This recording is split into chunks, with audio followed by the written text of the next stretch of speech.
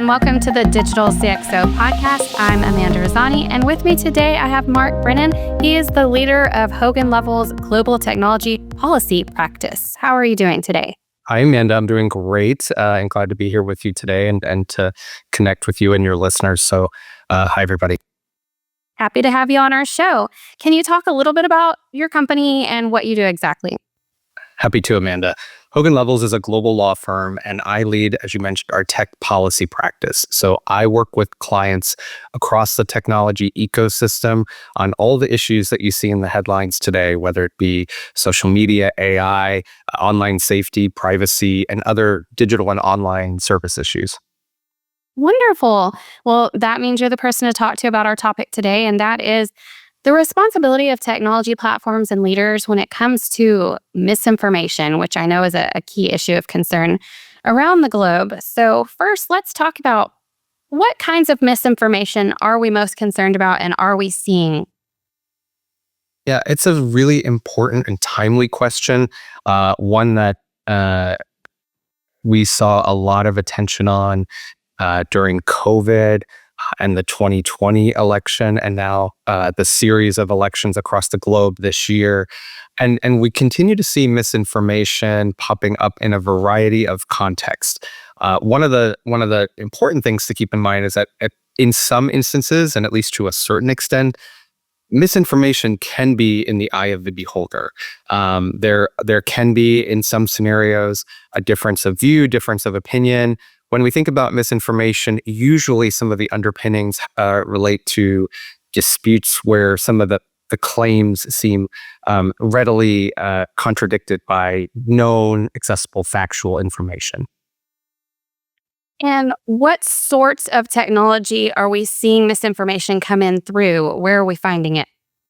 Yeah, I think it's fair to say that it can appear across mediums, across media. So, and that if you think about misinformation as people having a point of view and pushing a particular point of view, sometimes it gets labeled conspiracy theories, false information, false narratives. The verbiage here can vary, but from a certain perspective, we have had things like this pop up across media over the history of technology, the news industry, media and publishing industry. So from a certain perspective, it's not new. What we are seeing more attention on in recent years is the scale at which information and claims about certain information can be distributed. And so just like other information, just like social connections, the rise of global technologies in the last several decades that allow us to connect tie into some of these themes because of the scale and the speed at which the information can travel. Yeah, we are all much more digitally inclined these days and all connected online a lot. I know that the most recent election you mentioned, there were a lot of misinformation things happening. There were robo phone calls using fake voices, AI to make fake voices that sounded like real candidates, telling them how to vote. There were deep fakes, and we're seeing a lot of deep fakes in general. And it's kind of hard to know what's real and what's not real anymore, kind of to the point where some people are like, just don't trust anything.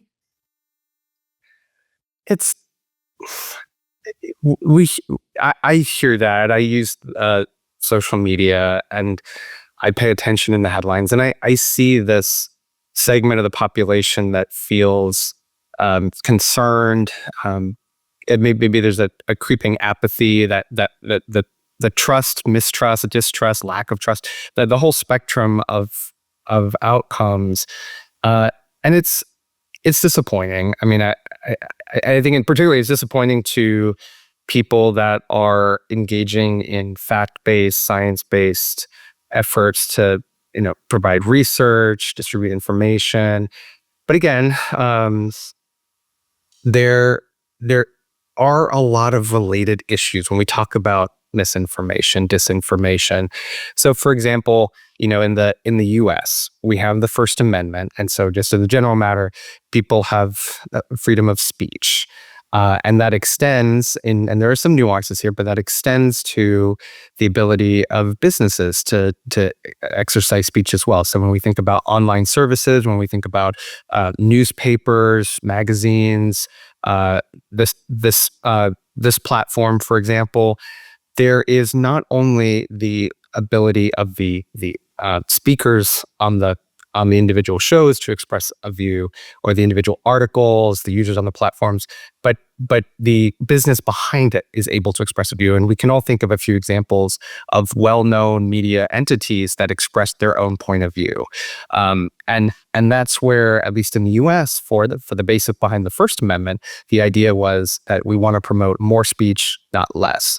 I think what we've seen as an evolution in the last few years, let's say maybe the last decade or so, is that the scale of the speech can change quickly, and sometimes you don't always see the competing narratives feeling like they're getting sufficient airtime. So we've seen individuals, and this can have a political piece to it, but some political candidates, elected officials have expressed a view that there are platforms that are targeting speech against them, or that are promoting speech against them, or suppressing speech that they want to pursue. And ultimately, it's a very difficult exercise, whether as a publisher, as a newspaper, as an online platform, how to engage in that exercise of content moderation or speech curation on the platform. It's very difficult, and in some ways, the goals, the rules with your users keeps evolving, because as the audience on a platform, as the user base continues to shift, the norms also shift. So the things that we see that are acceptable or encouraged on platforms today are very different from the types of speech, the ways of communicating that we'd see even 10 years ago. And I think one example of that is when you go on, say, a social media page that you've had for 10, 15 years, and they'll show you, 10 years ago, you said this. It stands out, not because you also may have learned some things along the way about how you want to communicate publicly, but just the norms have changed. And I think we're continuing to see that. And that's where people are continuing in this broader umbrella of misinformation, disinformation, to really hone in on what that might be and how best to address both concerns about false information being spread widely and encouraging people to have space to express a variety of views. Absolutely. And that is very difficult. And we have this concern because, we can easily manipulate through media and misinformation. And so where can we put in some regulations? What advice do you have for businesses and leaders as far as what regulations can we look at to try to make sure we're not spreading too much misinformation? Yeah. Well, so hopefully here there already are frameworks in place, but they vary across jurisdictions. So what we might see for the U.S. is going to be different than what's available in other countries. So there's not a global standard for speech, and that you could look to different examples where speech has had various impacts in different countries, different regions. And so, not everybody follows the same framework that we have in the US for the First Amendment. But we do have some different some parameters that are instructive here. So first, like I mentioned, we've got the First Amendment. So in terms of individual speech, the government's incredibly limited in the ways in which it can look to censor or chill, restrict individual speech, especially on politically timely, politically impactful speech, where we tend to see the government having more room to impose those restraints. They tend to actually appear more as required disclosures. So when you think about the food nutrition labels, there can be safety and health backdrops to that. But once you go too much beyond the required disclosure, the government's really going to get in trouble with the First Amendment. And that can be federal or state governments. We also have a provision in the US that many many of the audience will be familiar with, but Section 230 is how it's called. And ultimately, this is a provision that says, in short, and there's nuances, but if you run an online service and you allow individuals to provide user-generated content, whether it be post or social networking features, or think of the traditional messaging message boards that we saw, that you as a platform are in most instances not going to be liable for violations or legal claims against that involve or were caused by the users, and more specifically the speech of the users, the conduct of the users on the platform. You as the platform operator are not liable, it's the users. And that stems from a recognition that if you were to put a platform on the hook for anything and everything that could happen on the platform, then nobody would ever create these spaces for people to engage in. And that was a recognition back in the 90s as internet connectivity was hitting mass appeal, and we were shifting into the broadband space. So with that backdrop, then your question of what should we be doing, what are the regulations that are needed, I think it's fair to say that at least in terms of the individual users, we don't want to be shifting to limiting speech, censoring speech in the US, and frankly that would at a certain point take a constitutional amendment. What we have used as a model is having the individual platforms be able to curate the community standards, community guidelines for its specific platform. And that will vary. And that's why you see today competition among platforms, some of which involves competition on political views. So people that are leaning a certain way on political issues may shift to one platform because it's viewed as an attractive space for like-minded individuals. Now, of course, it has side effects because then you start to lose that ability for the robust discussion unless somebody of a different view just wants to walk into the hot bench.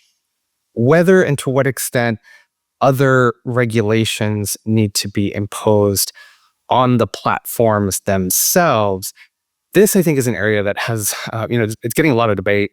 And what we see is that the platforms are continuing to navigate how to address the differing challenges with misinformation, disinformation, user behavior. So when we think about it across the platform, this is just one area of content that they're trying to ultimately create the best environment for their users.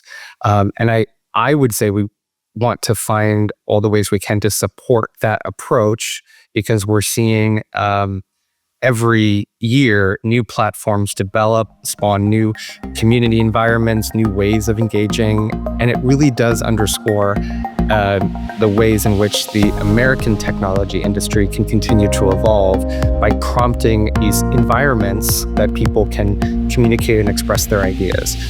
Where we have seen regulation imposed in the past, where, for example, in order to allow kids on the platform, you have to verify their age, or where certain content has to be filtered out.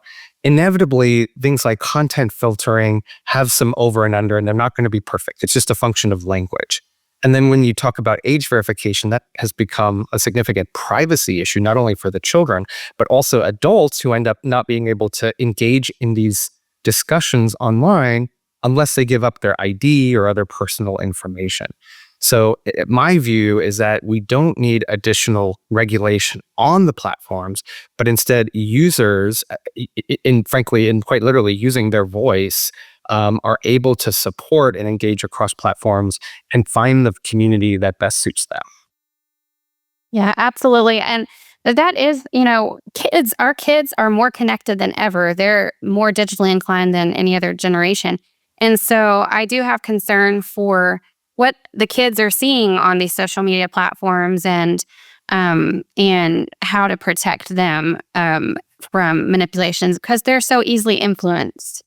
It's tough. And I think there's generally a shared policy goal across political parties, across stakeholders, both in the private sector and civil society, that we want to be taking steps to protect children online, and frankly, to be taking steps to protect our our public health at large. So we talk about things like misinformation around COVID and so forth. What I, I think what could be helpful is, let me give an example of something that was introduced in the last few years and the side effects it can have, and why trying to address these issues through prescriptive regulation has proven challenging and frankly ineffective. So during the pandemic, there was a bill introduced, and this was by Klobuchar, so a Democrat, that would have given HHS additional tools to limit the spread of information about particular health issues. And there were standards, and it needed to be particularly important. But at the time, the idea was that we needed to rein in HHS under a Republican administration and make sure that they, didn't amplify what was seen by the Democrats as false narratives around COVID and vaccines and so forth. But then you sort of flip that and you say, okay, well, let's say you agree with that from a policy perspective. Once there is a Republican administration, you could see where that could be interpreted. And this is without any commentary on the upcoming administration. I think it's something that is, looking at general themes from the election cycle. You could see an agency that would look to restrict or define certain information as okay and certain information as not okay about family planning, about sexual orientation, gender identity, and other health issues. And I think that's where we see trying to regulate specifically about speech ultimately can do more harm than good, especially if people disagree about which speech should be regulated and which is the one true singular approach. On kids, where we have seen a lot of difficulty from a policy perspective, ties into the recent legislation, that a bill in Congress, the Kids Online Safety Act. So this is not enacted law. It passed the Senate. It's pending in the House. And the underlying goal is one in which stakeholders are generally unified. Let's keep kids safe online. But then once you talk about how to do that, there's a lot of variation. And I think COSA underscores a really interesting example where, everybody can agree on the goal, and the fact that it has had so much strident discussion moving through the legislature shows just how misguided some of the proposed requirements might be. And when you think about the online safety piece generally, asking for age verification, where we see that really have impact for minors, one example is with teens. So a lot of teens are trying to get online to get information about their health. They may be searching about religion. They may need family planning. They may need access to other resources. And at the end of the day, the political views can be varied, but this is just a reflection. That's what a lot of teens are going online. They're trying to go online to get information that they may not be able to get from their parents or from their families. They may be in an abusive household. They may be looking for help in a variety of ways. They may be looking to learn information that they just don't otherwise have access to in their communities.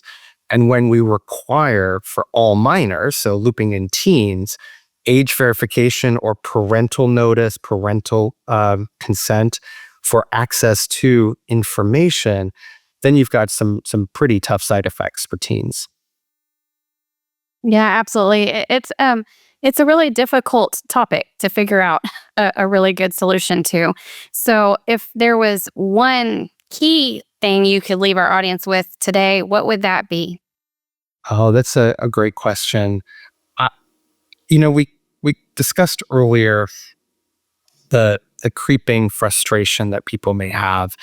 And while it remains true that you shouldn't believe everything you see on the internet and everything you read, I'd encourage people to keep engaging online, keep using a variety of platforms for networking and social media, keep exploring the new technologies. see what fits for you, discuss these issues with your friends and family, and learn from each other about both your experiences in online spaces, hear people's views about how they've approached trying to support their kids and the things that their kids are trying to learn about, and continue those discussions. Because my view is, I don't think we've seen yet a model be proposed by the elected officials that really does protect kids and adults without significant side effects. So in my view, I think everybody should keep talking about these issues, propose new ideas, and encourage the groups that they work with to move in that direction. Seems like it always comes down to better communication in a lot of scenarios. I think so. And, when there's a bit of irony in having that theme framed around social media, which really should be encouraging this. But I think we do see where some people will curate their lists and it becomes a bit of an echo chamber. And that can be, other limiting in other ways, and encourage people to keep looking at the views of people who may disagree with them. Absolutely. Well, thank you so much for coming on and sharing your insights with us today. Amanda, thank you for having me, and thank you to the audience here. Appreciate it. And thanks as well to the audience. Stay tuned. There's more.